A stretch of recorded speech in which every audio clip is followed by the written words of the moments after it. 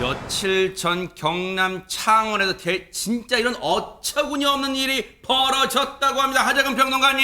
예, 제가 참 이해하기가 어려운 사건이 벌어졌는데 어머나? 사건 내용이 뭐냐면 네. 이제 그 구속 집행정지 기간이 끝났는데 복귀하지 않고 도망친 A급 지명 수배자가 있었습니다. 어머나. 근데 그 지명 수배자가 지난주 금요일에 경남 창원의 한 모텔에 있다는 첩보가 입수가 된 거예요. 어허. 그래서 그 검찰 수사관들이 그 모텔을 급습했습니다. 어허. 딱 갔는데 네. 거기서 그 지명 수배자가 뭐라 그랬냐면 옷 갈아입고 나가겠습니다.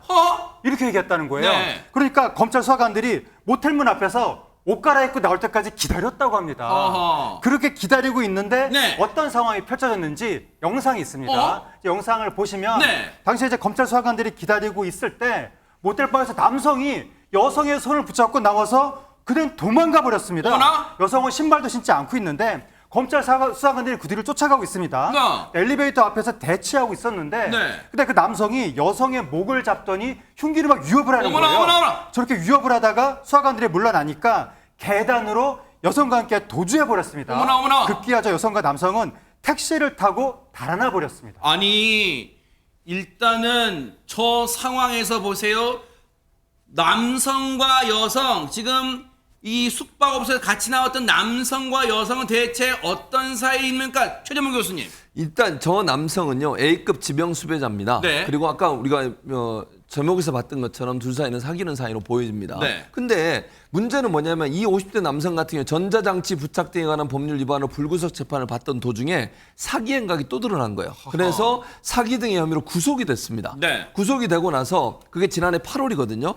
근데 지난 1월, 올해 1월에 이 사람이 병원 치료를 이유로 구속 집행정지 신청을 했고 그게 받아들여집니다. 네. 허가를 받고 잠시 교도소를 나와서 치료를 받습니다. 그러면 치료 기간이 끝나면 들어와야 돼요. 다시 그러네요. 교도소로. 그런데 지난 4월에 기간이 만료됐음에도 불구하고 교도소로 복귀를 안 했습니다. 어허. 그래서 이제 경찰이 이 사람을 쫓기 시작했고요. 네. 지난주 금요일에 검찰이 도주 3개월 만에 겨우 수배자의 소재를 파악했는데 그것이 바로 저 장소였고요. 아하. 그래서 들여닥쳤는데 네. 지금 저 황당한 이유로 결국 놓치고 말았습니다. 아니, 그렇게 고생 끝에 어딨는가 소재지를 파악해서 겨우 숙박업소를 급습했는데 저렇게 지금 검찰 수사관들 앞에서 자신의 여자친구라는 사람 이 정말 이 급소 부위에 흉기를 들이고 대치를 하다가 결국 눈앞에서 놓쳤단 말이에요. 관련해서 얘기 좀 들어보시고 이어가 보도록 하겠습니다.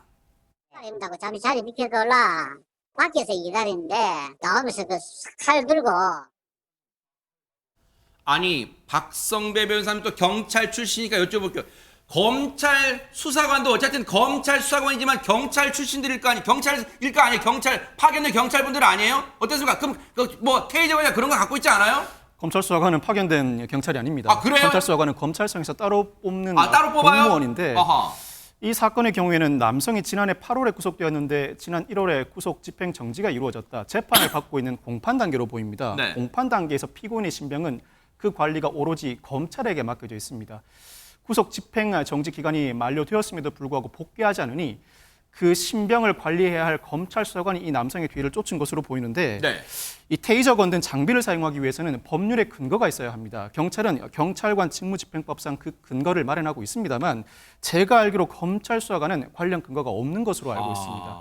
검찰 수사관도 가끔 형 집행 정지를 위해 현장에 나가기는 하는데 현장에서 강력한 저항이 부딪히면 직접 장비를 사용하지 못하고 경찰에 따로 신고해서 대비하고 있습니다. 네. 물론 검찰 수사관들 압수수색 현장에 나가기도 합니다만 실제 현장에서 장비를 사용하는 모습을 저도 거의 본 경험이 없습니다. 아니 그러면 자 장비는 없다고 쳐요. 그런데 보세요. 우리가 보통 매뉴얼 그런 말 하잖아요. 박성배 변호사님. 저 사람이 자신의 여자친구를 진짜 이 악용해서 뭔가 지금 인질극을 벌이다가 지금 코앞에서 지금 계단으로 도망쳤는데 아니 그러면 검찰 수사관들이 그 숙박업소 저 층에 다 몰려간 거예요? 뭐 다른 일부는 숙박업소 입구에 지키고 있다가 그래야 되는 거 아닙니까?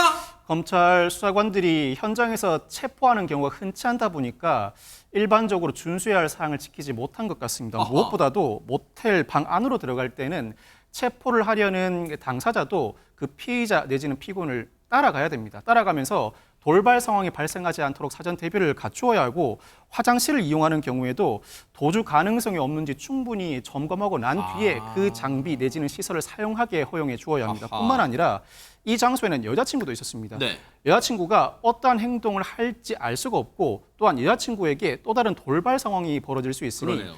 현장에 있는 다른 사람은 분리하는 조치를 먼저 취해 두었어야 합니다. 이와 같은 일련의 조치가 취해지지 않으니 코앞에서 피고인을 놓치고 말게 된 것입니다. 얘기만 들어도 검찰 수사관들의 허술한 행동이 정말 이런 상황을 맞닥뜨렸는데, 그러면 저 도망친 A급 지명수배범은 아직도 못 잡힌 거예요, 지금 허준 변호사님? 지금 자진 출석해서 일단 신병은 확보된 상태로 아하. 보입니다.